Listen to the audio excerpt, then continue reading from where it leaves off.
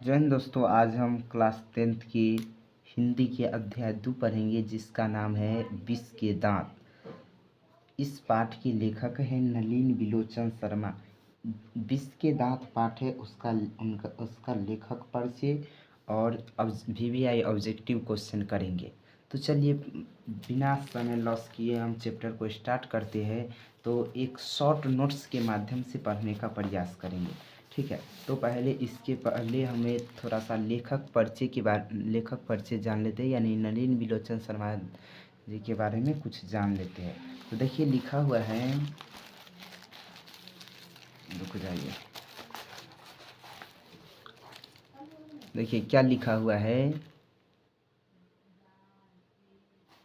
यहाँ पर। देखिए लिखा हुआ है, नलिन बिलोचन शर्मा का जन्म 18 फरवरी 1916 ईस्वी में पटना के बदरघाट में हुआ था। वे जन्मा भोजपुरी भाषी थे, मतलब उनका जन्म हुआ था पटना के बदरघाट में और 18 फरवरी 1916 ईस्वी में हुआ था। और वो उनका जहाँ जन्म हुआ था वहाँ पर कौन सा भाषा बोला जाता था, तो भोजपुरी भाषा। देखिए लिखा हुआ है, वे दर्शन और संस्कृत के प्रख्यात महामहोपाध्याय पंडित राम अवतार के ज्येष्ठ पुत्र थे। मतलब पंडित राम अवतार शर्मा के सबसे बड़े पुत्र थे। उनके माता का नाम रत्नावती शर्मा था, ठीक है। उनके आपसे क्वेश्चन पूछा जाएगा कि बतलाइए नलिन बिलोचन शर्मा के पिता का क्या नाम था, तब पंडित रामावतार शर्मा और माता का नाम रत्नावती शर्मा, ठीक है। आगे देखिए लिखा हुआ है, उनके व्यक्तित्व निर्माण में पिता के पांडित्य के साथ प्रगतिशील दृष्टि से बड़ी भूमिका थी। स्कूली पट उनकी स्कूल की पढ़ाई पटना कॉलेजिएट हाई स्कूल से और पटना विश्वविद्यालय से हुआ। मतलब उनकी जो पढ़ाई था पटना कॉलेजिएट हाई स्कूल तथा पटना विश्वविद्यालय से हुआ, तथा संस्कृत और हिंदी में वो MA किए। पटना विश्वविद्यालय से उन्होंने संस्कृत और हिंदी में MA किया, ठीक है।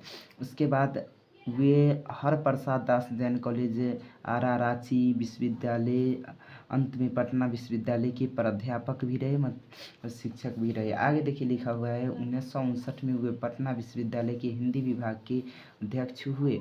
क्वेश्चन आपसे पूछा जाएगा कि बतलाइए नलिन बिलोचन शर्मा पटना विश्वविद्यालय के हिंदी विभाग के अध्यक्ष कब हुए, तो आपको बतलाना है 1959 ईस्वी में, ठीक है। अब मृत्यु उपरांत 12 सितंबर 1961 ईस्वी तक पद पर बने रहे। मतलब अध्यक्ष के जो पद पर थे 1959 में बने और 12 सितंबर 1961 में मृत्यु हुआ, तब तक वो बने ही थे, मतलब उसी पद पर थे, ठीक है। आगे देखिए उनके प्रमुख रचना है, तो कौन कौन है उसके बारे में जानते हैं। तो देखिए लिखा हुआ है, दृष्टिकोण, साहित्य का इतिहास, दर्शन, मानदंड।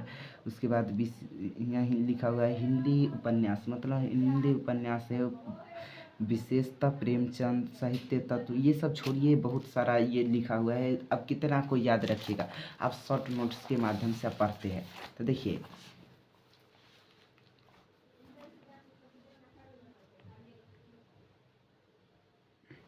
ठीक है, देखिए लिखा हुआ है विष के दांत। ये पाठ की कौन सी विधा है, तो एक निबंध कहानी है। क्या है, जैसे पिछले अध्याय में पढ़े थे साम्य विभाजन और जाति प्रथा पाठ की कौन सी विधा है, तो वो निबंध था। इसी तरह ये विष के दांत पाठ क्या है, कहानी। आपसे क्वेश्चन पूछा जाएगा कि बतलाइए विष के दांत पाठ की कौन सी विधा है, तो आपको बतलाना है कहानी। देखिए लिखा हुआ है, नलिन बिलोचन शर्मा इस पाठ के क्या है, लेखक है, अध्याय 2 है, ठीक है। तो हम पढ़ते हैं लेखक परिचय। कहते हैं इस पाठ के लेखक नलिन बिलोचन शर्मा हैं। उनका जन्म 18 फरवरी 1916 ईस्वी में पटना के बदरघाट में हुआ था। आपसे क्वेश्चन पूछा जाएगा कि बतलाइए नलिन बिलोचन शर्मा का जन्म कब हुआ था, तब 18 फरवरी 1916 में, और कहाँ पे हुआ था, तो पटना के बदरघाट में। आगे लिखा हुआ है, पिता पंडित राम अवतार शर्मा के ज्येष्ठ पुत्र थे। मतलब इनके पिता का नाम था पंडित राम अवतार शर्मा, ठीक है। और वो उनके सबसे बड़े पुत्र थे। ज्येष्ठ मतलब होता है सबसे बड़ा पुत्र। आगे देखिए लिखा हुआ है, माता का नाम रत्नावती शर्मा थे। वे जन्मा भोजपुरी भाषा। ये नए क्वेश्चन पूछा जाता है, फिर भी याद रखिएगा। इनका सिर्फ इतना रखिएगा ध्यान में, उनका जन्म 18 फरवरी 1916 में हुआ था पटना के बदरघाट में। पिता का नाम राम अवतार शर्मा, माता का नाम रत्नावती शर्मा। सिर्फ इतना इसमें कम से कम याद रखिएगा, ठीक है। आगे देखिए लिखा हुआ है, उनकी स्कूल की पढ़ाई Patna collegiate high school, school होगा, देखिए यहाँ पर लिखा हुआ है उनकी स्कूल की पढ़ाई पटना कॉलेजिएट स्कूल तथा पटना विश्वविद्यालय से संस्कृत और हिंदी में उन्होंने एमए किया। पटना विश्वविद्यालय से उन्होंने क्या किया? संस्कृत और हिंदी में एमए किया। क्वेश्चन पूछा जाएगा कि बतलाइए नलिनी बुल्लोचन सराफ किस विश्वविद्यालय से एमए हिंदी से और अंग्रेजी संस्कृत में किए, तो आपको बतलाना है पटना विश्वविद्यालय से। आगे देखिए लिखा हुआ है उन्होंने 1959 ईस्वी में पटना विश्वविद्यालय के हिंदी विभाग के अध्यक्ष हुए और मृत्युपरांत मतलब 12 सितंबर 1961 ईस्वी तक यानी इस पद पर बने रहे। आपसे ये क्वेश्चन पूछा जाएगा कि बतलाइए, यहाँ पर 2 सवाल बनेगा कि पटना विश्वविद्यालय के हिंदी विभाग के अध्यक्ष कब हुए थे? 1959 ईस्वी में। लेकिन उनका क्वेश्चन पूछा जाएगा मृत्यु कब हुआ, तो आपको बताना है 12 सितंबर 1961 ईस्वी में। ठीक है, आगे देखिए लिखा हुआ है ये कहानी विष के दांत तथा अन्य कहानी संग्रह से लिया गया है। क्वेश्चन पूछा जाएगा कि ये जो हम चैप्टर पढ़ते हैं विष के दांत पाठ, ये कहाँ से लिया गया है? जैसे पिछलका चैप्टर में पढ़े थे ना भीमराव अम्बेडकर में मतलब सन विभाजन और जाति प्रथा में कि वो एनिहिलेशन ऑफ कास्ट से लिया गया है। ये पाठ कहाँ से लिया गया है? तो आपको बतलाना है ये कहानी विष के दांत तथा अन्य कहानी संग्रह से लिया गया है। ठीक है, आगे देखिए इनके प्रमुख रचना, ऐसे तो रचना बहुत सारा है लेकिन सबसे प्रमुख उसमें कौन कौन है, तो आपको बतलाना है दृष्टिकोण, उसके बाद साहित्य का इतिहास दर्शन, संत परंपरा और साहित्य, ये सब सबसे ज़्यादा प्रमुख है। और सारा भी है वो भी पूछा जाता है लेकिन सबसे ज़्यादा पूछने का इसी सब के चांस है, इसीलिए इतना ही लिखे हैं। यदि आपको और ज़्यादा याद करना है तो आप उसको जा कर के आप देख सकते हैं, किताब में आपको मिल जाएगा। ठीक है, आप चलिए थोड़ा सा इसके बारे में और परिचय पढ़ते हैं। देखिए दोस्तों, एक फिगर के माध्यम से आपको हम थोड़ा सा परिचय बतला देते हैं। देखिए ये एक सेन साहब है जो एक अमीर आदमी है। क्या है? एक अमीर आदमी है। इनका एक पुत्र है जिसका नाम खोखा है या तो आप कासू बोल सकते हैं। ठीक है, और इधर एक दूसरा व्यक्ति है जो इन्हीं के फैक्ट्री में मतलब सेन साहब के फैक्ट्री में काम करते हैं। इनका नाम गिरधर लाल है। ठीक है, और इनका बेटा है एक है जिसका नाम मदन है। क्या नाम है? मदन है। ठीक है, तो ये इन्हीं के यानी गिरधर लाल इन्हीं सेन साहब के फैक्ट्री में काम करते हैं। ठीक है, और इनके पास एक कार है। ठीक है, क्या है? एक मान लेते हैं ये कार है। ठीक है, ये एक कार है जो रंग इसका काला था। कैसा रंग था? काला रंग था। और ये कितना का था? तो 7,500 का था। कितना का था? 7,500 रुपये का था। और रंग काला था और कितना का था? 7,500 का। और इनका एक ड्राइवर था जिसे शोफर बोला जाता है। क्या बोला जाता है? शोफर। ठीक है, शोफर, एक ड्राइवर है शोफर। ठीक है, तो एक बार ये रोड के साइड में या कहीं पे लगा हुआ था ये कार, और ये व्यक्ति जो है ये मदन इस कार को जाकर के छू देता है। तो ये क्या करते हैं, इनका ड्राइवर यानी शोफर इसको धक्का मार के गिरा देता है। यानी मदन को क्या करता है? धक्का मार करके गिरा देता है, जिससे उसके पैर में शायद उसकी माँ मतलब इसको शायद पैर से यानी ठेहुना आप जिसको बोलते हैं उससे खून गिर रहा था यानी बह रहा था। ठीक है, ऐसा धक्का मार देता है। लेकिन जब शोफर इसको खोखा को धक्का मार मतलब धकेल देता है तो शोफर मतलब मदन भी शांत नहीं रहता है, वो भी उनको मारने के लिए क्या करते हैं? कॉलर और पकड़ लेता है। ठीक है, जिससे क्या होता है, वो कॉलर पकड़ने के लिए भिड़ जाती है तो इनके माँ यानी हल्ला गुल्ला होता है, जिससे सेन साहब बाहर निकलते हैं। तो देखते हैं कि इनके ड्राइवर पर कोई जोर जोर से लपक रहा था यानी कॉलर पकड़ रहा था। तो इन्होंने देखा और बोला कि ऐसे ही लड़के आगे चल कर के चोर और गुंडे बनते हैं। ठीक है, और इनका माँ भी थी जिसको वो समझा रहे थे कि अपने बेटे को ले जाओ। देखिए दोस्तों, यहाँ पर लिखा हुआ है, क्या लिखा हुआ है, वो सेन साहब आते हैं तो उनका ड्राइवर कहने लगता है अपने मालिक से कि देखिए एक औरत मुझसे बेमतलब की उलझ रही है। ठीक है, तो यहाँ पर देखिए वो कहते हैं मदन की माँ कुछ कहना चाहती थी, लेकिन इस वो बोला तो इस पर मदन की माँ कुछ बोलना चाही, लेकिन सेन साहब के होठों से मतलब होठों को देख करके वो चुप रह गई। सेन साहब बड़े संयम से कठोर स्वर में क्या बोला था कि मदन की माँ मदन को ले जाओ, देखना वह फिर ऐसी हरकत न करे। ठीक है, मदन की माँ अपने बच्चे के बाएं घुटने से निकलते खून को पोंछती हुई चली गई। मतलब वो देखिए ऐसा धकेल दिया था जिसे शायद बाएं पैर के घुटनों से शायद खून गिर रहा था, ड्राइवर ने धकेल दिया था। अब देखिए ये ड्राइवर तो धकेल दिया, फिर एक बार क्या हुआ था जब ये मदन है अपने दोस्तों के साथ गलियों में ये लट्टू घुमाने का खेल खेल रहा था। ऐसा ही ना होता है लट्टू, देखिए ऐसा ही ना होता है लट्टू, इसमें रस्सी को ऐसे बांध करके एक बार खींचा जाता है तो ये नाचने लगता है। ठीक है, तो ये एक बार खेल रहा था अपने दोस्तों के साथ, तो ये मदन भी गए, मतलब ये खोखा भी क्या किया था, वहाँ पर पहुँचा था और बोला था कि मैं भी खेलेंगे नहीं खेलेगा। तो जिससे मदन मना किया कि हम नहीं खिलाएंगे, तुम्हारा ड्राइवर धकेल दिया था, जा अपने कार पर खेलगा। तो ये क्या किया, कासू ने एक फेंट यानी जोर से मार दिया, तो मदन भी इसको मारने लगा। ठीक है, और दोनों के बीच कुत्ते की जिस तरह एक कुत्ता दूसरे कुत्ते से झटपट के लड़ाई करता है, ठीक उसी तरह इन दोनों के बीच झगड़ा हो रहा था। ठीक है, और ये दोनों एक दूसरे से ऐसे लड़ रहे थे जैसे मान लेते कि कुत्ता एक दूसरे से लड़ रहा है। ठीक है, और उस लड़ाई में मदन ने, ये कौन, मदन ने, उस लड़ाई में मदन ने कासू के 2 दांत तोड़ डाला। ठीक है, और यहाँ पर एक बात आपको बतलाना भूल गए कि उस दिन जब झगड़ा हुआ था मदन को और उसके ड्राइवर में, तो ये सेन साहब जो है से इसको इनके पिता को आकर के बहुत डांट लगाए थे कि तुम्हारा बेटा ऐसा है वो ऐसा है। तब जा कर के ये गिरधर लाल ने अपने बेटा मदन को बहुत मार मारे थे, समझ में आ गया। और जब चिल्ला रहे थे तो वो कहता है, जब चिल्ला रहा था तो रात को सेन साहब और उनके पत्नी को नींद नहीं हो रहा था, तो वो क्या बोले थे से पता है, बोलता था कमबख्त कौए की तरह चिल्ला रहा है भिखमंगे कहीं का, ऐसा शब्द उसके लिए प्रयोग किए थे उनकी पत्नी। ठीक है, सेन साहब की।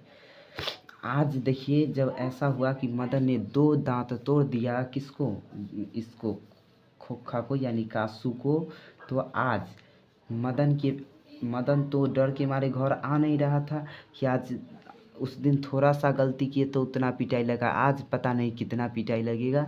ठीक है, तब जा कर के क्या हुआ कि तब जा कर के वो रात को छुपते छुपते आया और घर में आया अपने घर में।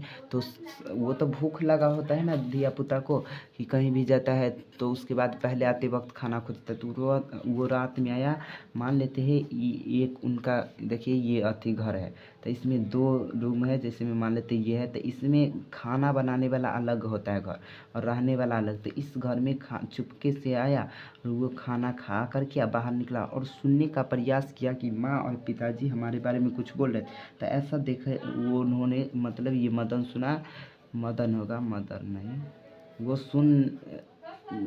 वो सुन रहा था कि पिताजी और मम्मी इसका बात इसके बारे में नहीं कर रहे थे। ठीक है, तो ये क्या किया, चुपके से आया और अब खा लिया, तब सोच रहा है कि सोने जाते, लेकिन यहाँ पर आया एक गलास में टकरा गया और जिससे आवाज़ आया तो इसका पिताजी आकर के बाहर आ गए। अब ये अपने शरीर को ऐसा कर लिया कि आप तो पिटाई खाना है। लेकिन आज क्या हुआ, मदन के पिता यानी गिरधर लाल आज मदन को नहीं मारे। आज देखिए गिरधर लाल जो है ये मदन को रोज पीटते थे, लेकिन आज नहीं मारे। इसीलिए कहा गया है कि एक क्वेश्चन पूछा जाएगा कि अक्सर कौन पिता अपने पिता से पिटाता था, तो आपको बतला रहे हैं मदन। ठीक है, लेकिन आज देखिए मदन के पिता गिरधर लाल नहीं पीटे, क्यों, क्योंकि आज उनको पता था, देखिए इस बात पर जब उनको पता था चला था सेन साहब को कि उनके बेटा को इनके मतलब मदन ने 2 दांत तोड़ दिया है, तो आज गिरधर लाल को ये नहीं कहे कि तुम्हारा बेटा ऐसा है वैसा है, सिर्फ उनको बोले कि तुमको अब कोई भी काम नहीं करना है, अलग काम देख लीजिएगा और कल से यहाँ नौकरी पर आने की ज़रूरत नहीं है, अपना जो पैसा काम किए है उसको आकर के ले लीजिएगा, ठीक है। उसके बाद ये गिरधर लाल क्या करते हैं, अपने बेटे को गले लगा लेते हैं और नहीं मारते हैं और कहते हैं कि हम ऐसा व्यक्ति है जो दूसरे को बड़ाई करते हैं और तुम एक ऐसा बेटा है जो सच को सच और झूठ को झूठ कहता है, मतलब सच के लिए सच को किसी का भी बेटा हो लेकिन तुमने नहीं छोड़ा। तुम और अपने बेटे को पीठ को थपथपा देते हैं और शाबाशी देते हैं, ठीक है। ये एक पैराग्राफ जैसे मान लेते एक सीन ख़त्म हुआ, दूसर का सीन में आ जाते हैं, कुछ अब दूसरे तरफ आ जाते हैं, ठीक है। देखिए दूसरे सीन के तरफ आते हैं। इनका पहला नंबर तो बतलाते ये सेन साहब है, इनके 5 पुत्रियाँ हैं। कितनी पुत्रियाँ, 1 2 मान लेते 1 2 3 4 और ये 5, ये पांचों पुत्रियाँ को हर एक घर में नियम रहता है कि ये करना है, वो नहीं करना है, ठीक है।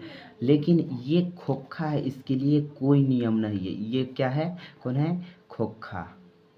और देखिए ये पांचों पुत्रियाँ, एक का नाम है, सभी का नाम है यहाँ पर देखिए लिखा हुआ है। उनकी पुत्री थी जिसका नाम था सीमा, रजनी, आलो, सोफाली, आरती। मतलब 5 पुत्रियाँ थी जिसका नाम था सीमा, रजनी, आलो, सोफाली, आरती। आपसे क्वेश्चन पूछा जाता है सीमा, रजनी, आलो, सोफाली, आरती किसके पुत्री थी, तो आपको बतलाना है सेन साहब के। लेकिन आपसे क्वेश्चन पूछा जाएगा सीमा, रजनी, आलो, सोफाली, आरती किसका बहन था, तो आपको बतलाना है खोखा का, ठीक है। तो देखिए इस सभी के लिए नियम अलग से था। मुस्कुराना भी है तो मतलब जब कहीं भी कोई भी काम करना है तो सब कुछ माता पिता उसके लिए एक नियम था, जबकि इसके लिए कोई नियम नहीं था। जो मन होगा वो करेगा, जो मन होगा तोड़ेगा फोड़ेगा ऐसे करेगा, ठीक है। लेकिन इसके लिए हर एक नियम था। मुस्कुराना भी है तो इसके लिए नियम रहता था, ठीक है। तो देखिए ये सेन साहब के बेटा थे। इसके ये देखिए पुत्रियाँ कोई भी चीज़ तोड़ती फोड़ती नहीं थी, इसीलिए इनको सेन साहब को गर्व था कि ये हमारी क्या है, पुत्रियाँ कठपुतली है। जिस तरह एक कठपुतली को उंगली के सहारे नचाया जाता है, उसी तरह ये इनकी पुत्रियाँ नाचती थी, इसीलिए उन्हें गर्व था कि हमारे पुत्रियाँ क्या है, कठपुतली है, ठीक है। और बेटा को वो चाहते थे, कोई भी तोड़ फोड़ देता था तो उनको लगता था कि इसके तोड़ने फोड़ने से उनको लगता था सेन साहब को इसके अंदर इंजीनियर बनने का लक्षण दिख रहा है, ठीक है। तो ये क्वेश्चन ये भी पूछा जाता है कि सेन साहब अपने पुत्र को क्या बनाना चाहते हैं, तो इंजीनियर बनाना चाहते हैं। एक दूसर का एक सीन दिखाते हैं, मतलब एक कहानी सुनाते हैं। एक ये ड्राइंग रूम है, ठीक है। इसमें सेन साहब के दोस्त वगैरह बैठे हुए थे और चर्चा चल रहा था कि अपने अपने बच्चे को क्या बनाएंगे। देखिए मान लेते हैं सब बैठे हुए हैं, एक कहानी हो रहा था, तो हर एक व्यक्ति अपना अपना बोल रहा था, लेकिन सेन साहब बोल रहे थे कि हम अपने बेटे को बिजनेसमैन या तो इंजीनियर बनाएंगे। एक उसी में पत्रकार महोदय थे, उनका वो बोल रहे थे हम तो वो ये ना बोले कि हम बिजनेस या अथी बनाएंगे, मतलब कुछ ना बोल रहे थे कि इंजीनियर और कुछ नहीं, वो बोल रहे थे सिर्फ इतना उसको कामयाब कर देंगे कि वो अपना काम स्वयं चुन सके, वो बोल रहे थे। जबकि सेन साहब बोल रहे थे कि हम अपने बेटे को बिजनेसमैन या तो इंजीनियर ही बनाएंगे, ठीक है। तो चलिए अब हम थोड़ा लेखक परिचय समाप्त हुआ। अगले क्लास में आएंगे, इसमें तो ऑब्जेक्टिव नहीं हो पाया, बहुत लंबा हो गया, तो अगले वीडियो में आपको हम ऑब्जेक्टिव का करा देंगे। बहुत कम समय में ऑब्जेक्टिव को करा देंगे, वैसा ऑब्जेक्टिव कराएंगे जो सबसे VVI इम्पोर्टेंट होगा, जो बिहार बोर्ड में शायद पूछा जाए। ऐसे तो कहने के लिए बहुत सारा ऑब्जेक्टिव होगा, ठीक है, लेकिन बहुत कम, टोटल लगभग 20 से लेकर के 30 ऑब्जेक्टिव होगा, जिसको हम बहुत कम समय में आपको करा देंगे। और एक वीडियो आएगा सब्जेक्टिव, उसको भी करा देंगे, ठीक है। चलिए आज के लिए जय हिंद।